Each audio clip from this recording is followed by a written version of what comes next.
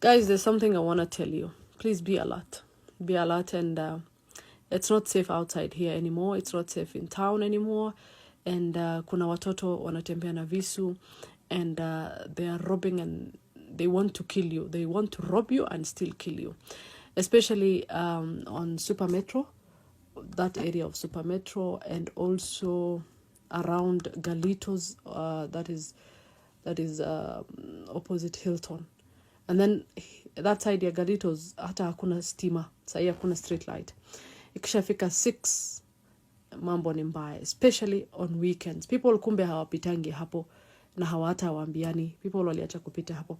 Kuna tu vijana wako pale, wengine wanakupaka wanakupaka hata mavi. It's not safe. It's not safe. Take care. Ladies and gentlemen, it is clear now that the rising tensions in the Nairobi city is something that you all cannot assume. Several Kenyans have raised an alarm on social media calling for immediate intervention from the security forces due to rising gangs in the Nairobi CBD. Now, first and foremost, allow me to diverge into a story that has currently caught the attention of the whole republic at large on the matters of the rising tensions in the Nairobi CBD. Reports indicate that gangs, sometimes operating in groups of 20 to 30, roam in poorly lit areas such as Kimathi Street, Biashara Street, Kenyatta Avenue, and the National Archives. Victims say the criminals often disguise themselves to blend in, some even pretending to be street content creators before launching coordinated attacks. Nairobi CBD is no longer safe. Thieves and phone snatchers have taken over. We are on our own, said one resident in frustration, tagging police and authorities. The violence is not confined to muggings only. On Sunday, August 24, the harmed individuals stormed businesses at Nanak House along Kimathi Street, chanting the one-term slogans as they threatened traders with knives. I heard people outside singing one term. One of them came inside and strangled me while threatening me with a knife. They then entered with sacks, closed the door, and took everything, recounted a distraught trader. Former Nairobi Governor Mike Mbuvi Sonko has raised concerns that women are increasingly the prime targets of these thugs. Cases of thugs using crude weapons like knives, machetes, reel, and toy guns to steal from unsuspecting members of the public within the CBD have become rampant. Their main target is women. He warned, urging the National Police Service to act swiftly. While police initially dismissed the Nanak House raid as a targeted dispute, public perception remains the insecurity is spiraling. Many residents argue that the city has slipped back to the crime-ridden 1990s era, characterized by dark street, armed gangs, and minimal police visibility.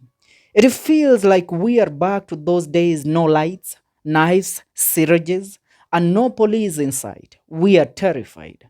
Shopkeepers near the archives, the National Archives, said. Now, the insecurity extends beyond the CBD to hotspots like Eastlands, Kamukunji, Langata, Embakasi, Dagoretti, and Githurai 45, where muggings, robberies, and violent attacks remain common.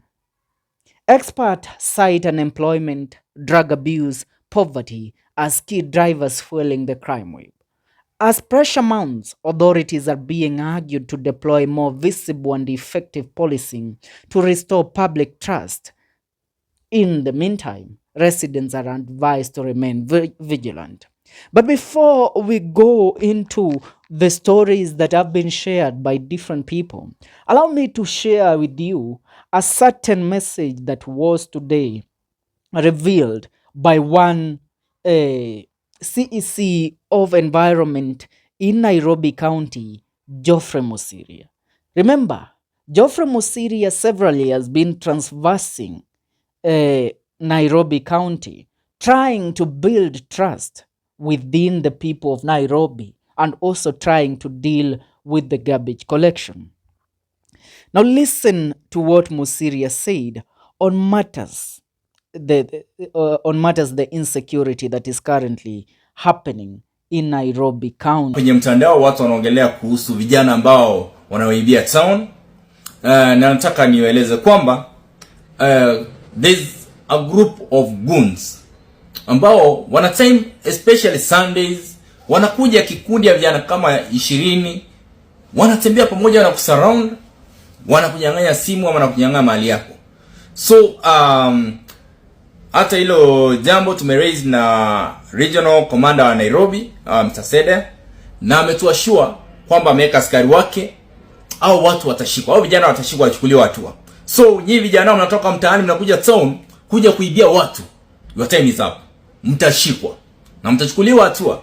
Is a gang of young boys ambao wanatembea wanakuja town kwamba ni content wana create, wanakaa hapo nao content creators, alafu kisha wananyang'anya simu, cameras, wananyang'anya wengine mali yao, wanaingia hizo backlanes, na pia kundi lingine ni our sweet families. Sometimes mkiona tunawatoa town.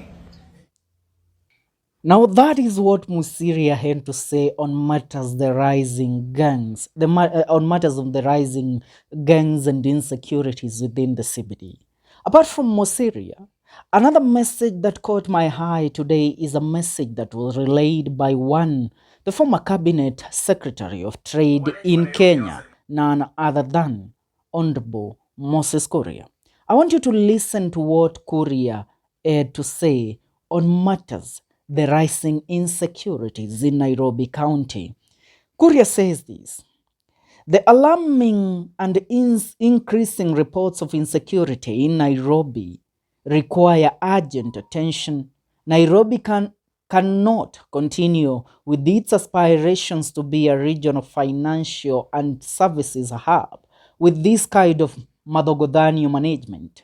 We can cut our deals locally, but do not expect international investors to subscribe to our mediocrity. That is Moses Kuria, and that is the message that he had to say. And I really agree with Moses Kuria, because right now, foreign investors are understanding what is currently going on in Nairobi. They are not going to take a risk of trying to invest in Nairobi, yet they know that their businesses are insecure. Apart from Moses Kuria, an ally of President William Ruto also, Honorable Millicent Omanga had this to say. She says, the deteriorating security situation in Nairobi CBD is concerning. Who is to blame? Now, here is where I bring you in on a certain aspect that we all are assuming on the matters, the Nairobi insecurity. Because this thing began several months ago, and we cannot assume it. A statement delivered by former rugby player and famous Kenyan chef Dennis Ombachi has left a lot of Kenyans with questions linking the current insecurities in Nairobi to the political elite in the country. The celebrity chef and digital creator Dennis Ombachi, popularly known as the roaming chef, has argued that the growing insecurity in Nairobi's Central Business District, CBD, is not a coincidence, but rather the outcome of political dynamics.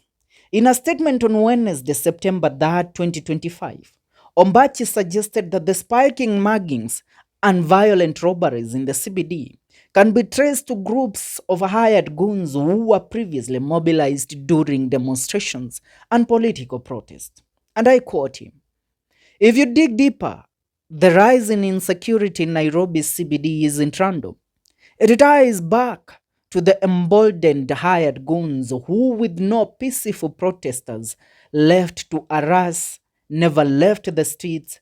Now they are just roaming for the next easy paycheck they were weighed on," he wrote. Now, his remarks following growing concerns over rising cases of theft in Nairobi CBD, with residents and social media users sharing disturbing accounts of being mugged, drugged, and robbed. Videos circulating online show victims warning Kenyans to stay vigilant, particularly in the evenings. Many say gangs are targeting phones, handbags, and other valuables, often using intimidation and violence. There is one that I saw the other day. They are saying they have returned back to the cases of where unatishiwa utoe unipe simu ama nitakupaka mavi. Remember back in the days during the Moi era and during the early years of Kibaki's rule, that was the case in Nairobi. Due to the then extension threat that was there of a lot of gangs in Nairobi. Recently, you have all realized that there is a certain rise in ghetto gangs. Recently, we saw a gang in Umoja comprising of youth less than 18 years of age. Now, what does this tell you? I will link this to Sakaja without a fear of contradiction. During the anti-government demonstrations back in June and July, the government hired goons, gave them weapons to terrorize the city of Nairobi.